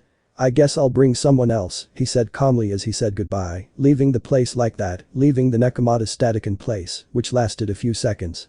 Hiroka W wait, he exclaimed, reacting and heading towards the exit, leaving the place to see how the brown-haired boy was leaving. Okay, I'll go, tell me where we meet, he said, drawing the attention of the Uchiha, who smiled widely. Issei, wait for me at the park at 9 p.m, I'll pick you up. Hiroka MPH, whatever, but remember that you owe me a favor, she said, looking away and crossing her arms. Issei. Look, it's getting late, shouldn't you be talking to your group? He asked, looking at the time on his imaginary watch because he doesn't wear a watch. Hiroka, bastard, you'll pay for this, she exclaimed as she quickly left the place, making the brunette laugh. Brig, you really like that woman, don't you? A certain celestial dragon asked, amused. Issei, who are you? He asked, causing the dragon to go to a corner to cry while muttering things about how no one paid attention to him. Okay, it's over, little dragon, he said, encouraging the forgotten dragon, who regained his composure. Brig, now seriously. I wanted to ask you something, he said, drawing the brown-haired boy's attention. I know you don't like using my power, but we're partners, so I'd like to help you with something. Is there nothing I can do? He asked, somewhat dejected for simply being a spectator. Issei, okay, I guess I can use your boost to increase the power of my techniques, and if what I have in mind works, you could also help with my Senin mode, he said, cheering up the dragon, who was quick to ask. Brig, and how could I help you with your Senin mode? I asked, curious about how it would be of help. Issei. To access this mode, I have to absorb natural energy, but unfortunately I can't do it while moving, so could you help me solve this problem? Brig, and that would be doing. Issei. I don't know if you could make the boost gear store natural energy and then, when necessary, transfer said energy to me. Brig. I understand what you want to do and I think I can do it. I could create a small space in the boost gear where you can store natural energy, which, when you need it, will be transferred to you as a boost. Issei, well, then I guess from now on I trust you to help me. He said happily as he headed towards the academy. Brig, I will help you in any way I can, we are partners for a reason, he replied happily. I will be creating the modification in the boost gear, if you need anything, just let me know, he said, and then cut off the communication, leaving the brown-haired boy alone, heading towards the academy. Chapter 18. Issei finally found himself in front of the academy, which was closed because it was the weekend. Brig. What are you going to do here, mate? I asked curiously. Issei. I plan to go to Kyoto for a month, therefore I will have to ask for permission to be away for that long, without affecting my grades. So I have two options, either I ask Sona, who is intelligent and understands the situations that happen around her, or I ask Riaz, who will jump on me with something stupid, which will lead to her death, making sure Zichas want me dead. And you already know how the situation will end. Greg. Seeing the situation, I think the best situation is to ask Riaz, he said, laughing a little under his breath. Issei. I think the same, but unfortunately I am very reckless, so I will ask Sona. He said, the joke coming to the dragon, who laughed with Issei, who went to the student council. Upon arriving, he knocked on the door waiting for Sona to let him in, which did not take long. Sona. Issei. What are you doing here? She asked, curious to see the brown-haired boy entering the room. Issei. I came to ask if you could give me permission to be absent for 1 month. He said, getting to the point as he sat on one of the sofas. Sona. May I ask the reason for your absence during that period of time? Issei. It's for training, he said simply. Sona. I can do it. But what do I get in return? She asked, looking directly at the Uchiha. Issei. Haha, I really like talking to you more than Rias. What do you want in return? He asked, amused, looking at Citri, who made an annoyed face. Something's wrong. Sona. Ahem, you see, do you remember my sister? She asked, looking away. Issei. Serafal. He asked, receiving a nod from the black-haired girl. What's wrong with her? Sona. You see, she told me that she wanted you to visit her. She said, seeing how the brown-haired boy made a poker face, making Citri cover her face in embarrassment. I know it's strange, but she really wants to meet you because you caught her attention. Issei. All like the time we met. Your attitude really doesn't suit a Mayu, he said, remembering how the Mayu became infatuated with him for being the bearer of the Red Emperor Dragon. Okay, after all, I'll have to go talk to Sherziches about some things. It's okay to stray a little from the path. Sona. Thanks, Issei, she said happily as she quickly began to fill out the permit. Issei. Thank you, why? He asked, confused, looking at Citri. Tsubaki. She's thanking you because her sister threatened to dress her as a magical girl if she didn't get you to visit her, she explained, causing a drop of sweat to fall down the back of the brown-haired boy's neck. Sona. Tsubaki, am I saying that you like Kiba? She exclaimed, making the queen blush and cover her face. Leaving these issues aside, the permission is already made, so you can be out of the academy for a month, although you will have to do some tasks. Issei. That's why, there's no problem, thanks for the help, he thanked her as he got up from his seat and headed towards the exit. See you Sona, magical girl, haha, he said goodbye while laughing, causing Citri to turn red with anger as she squeezed the desk. Sona. Issei, she shouted with all her might the name of the brown-haired boy who left the academy with a smile on his face. Issei. Haha, I really like these moments, he said happily as he headed towards his house, where, upon arriving, he had to explain to his parents that he was going on a trip, something that took him almost the entire day to get them to let him leave. Issei. Damn, I really regret not letting a clone handle this, he complained as he walked out the door, watching the sky begin to darken. I guess it's time to go to the park. Am I dressed well? Does it suit me? Am I missing something? He began to wonder as he looked himself up and down. Seeing his clothing, which was quite simple, consisting of an ash-colored trench coat along with a black shirt, as well as his pants, shoes and belt, the latter having a silver-colored buckle.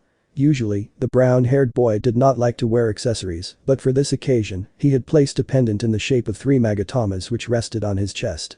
Also, on his left wrist, there was a watch along with a simple ring on his thumb, the watch being black with yellow touches, and the ring being silver-colored. Aljuan. Please, will you stop with the nonsense? Who cares how you dress or stop dressing? He asked, irritated, looking at the brown-haired boy, who just sighed. Issei. What does a lonely dragon know about fashion? He asked disdainfully as he began to walk towards the park. Breg. Your calm companion, I'm sure your girl likes him, he encouraged himself by showing both thumbs, making the brown-haired boy thank him, and then he cut off communication and continued on his way. Once in the park, the brown-haired boy sat on one of the benches and waited for a certain Nekomata to appear, which took a few minutes. Kuroka. Hello, I hope I'm not late, she greeted while looking at the park, making the brown-haired boy get up from his seat. Issei. Yes, you're 7 minutes late, he said seriously, watching how the black-haired girl fell to the ground. Kuroka. But well, how can you say that to a beautiful lady like me? She asked indignantly and then saw how the brown-haired boy laughed, which made her laugh a little too. Well, what do you think? She asked in a funny and seductive voice while making a provocative pose, thus showing off her clothing, which consisted of a wide off-the-shoulder shirt which revealed much of her cleavage. Meanwhile, her lower part was not very different from her shirt, being a black miniskirt, which, on its back, had 2 openings through which Kuroka's 2 tails protruded. Issei. Is it really necessary to wear those clothes? He asked as he approached the black-haired girl, who didn't seem very happy with the answer. Kuroka. Don't avoid the question, she replied while placing her arms on her waist and looking at the brunette, who upon reaching where Kuroka was simply grabbed her by the waist and then kissed her, which surprised the Nekomata, but she quickly reciprocated the kiss. Issei. Is this an answer for you? He asked, amused, separating from the black-haired girl, who without saying anything, grabbed the brown-haired boy by the trench coat and kissed him again. Breg. Sniff sniff, how fast they grow, just a while ago he was a little pervert, and now he has his first female sniff sniff, he thought, watching how the kiss became more passionate, making the brown-haired boy introduce his tongue into the Nekomata's mouth, which she gladly accepted. They stayed like that for a few minutes, during which they separated for a few seconds to catch their breath and continue, but this time the brown-haired boy separated for good, leaving a small thread of saliva. Issei. It's still early, how about we go to Kyoto and enjoy the night?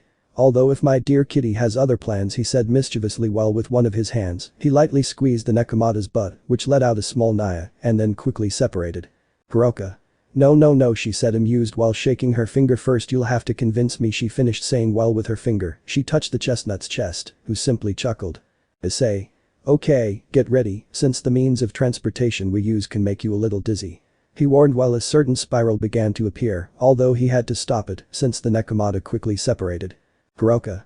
Wait, first I have to do something about my appearance. In Kyoto it's not like here, there the streets are watched, she warned, preparing to change her hair and hide her ponytails, although she was quickly stopped by the brown-haired boy, who simply made a sign with his hand. What's wrong? She asked curiously, looking at the brown-haired boy. Issei. Don't worry about your appearance, now I just placed a genjutsu on you, no one will be able to recognize you, and you will be able to walk quietly through the city, he explained calmly while he approached the black-haired girl again, who this time did not resist and let the spiral take her and the brown-haired boy, thus appearing in Kyoto. Kuroka. Neither has Sito stopped, oh god, she said the last thing in a low voice while she leaned against a wall and tried to regain control over her body. Issei. I told you so, he mocked as he watched the Nekomata trying not to vomit. Kuroka. I don't know how you stand it, she said, already recovering and slowly getting up. Issei. It's just custom, he said, downplaying the matter, and then put his arm around the black-haired girl's waist. How about we have fun? He asked with a smile, which spread to the Nekomata. Kuroka. What are we waiting for? She said, starting to walk next to the chestnut tree.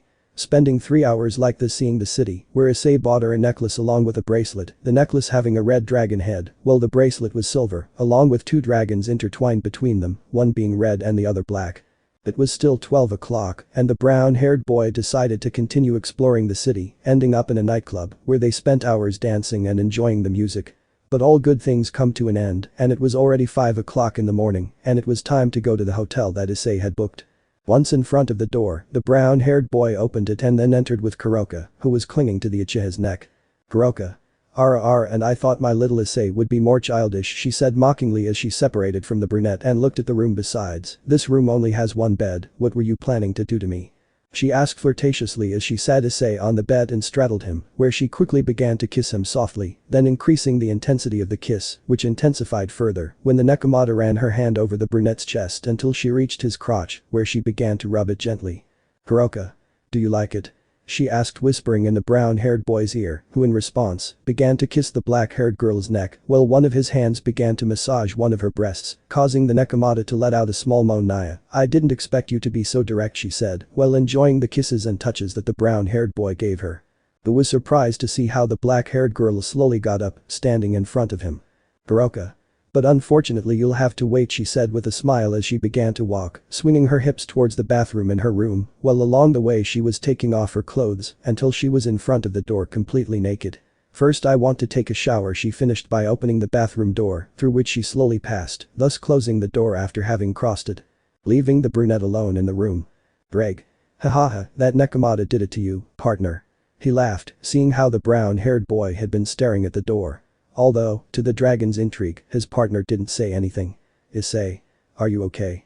Can you hear me? He asked several times without receiving any response. Meanwhile, inside the bathroom, Kuroka had been underwater for several minutes, peacefully enjoying the warm water that ran through her body.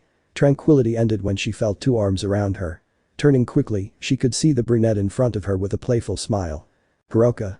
Issei, what are you doing here? She asked, embarrassed and surprised as she tried to back away, which didn't work, as the brown-haired boy pulled her close to him and then kissed her with slight roughness, the kiss lasting a few seconds, where when they separated, the brown-haired boy took the black-haired girl to one end of the shower. Where Kuroka's back ended up touching the shower glass, thus leaving the two of them just a few centimeters from each other. Let me know in the comments below if you guys want the next part. Also check out my other video that has been shown and left. Thank you for watching. If you enjoyed this video please like and share this video. And have a fantastic day. Bye.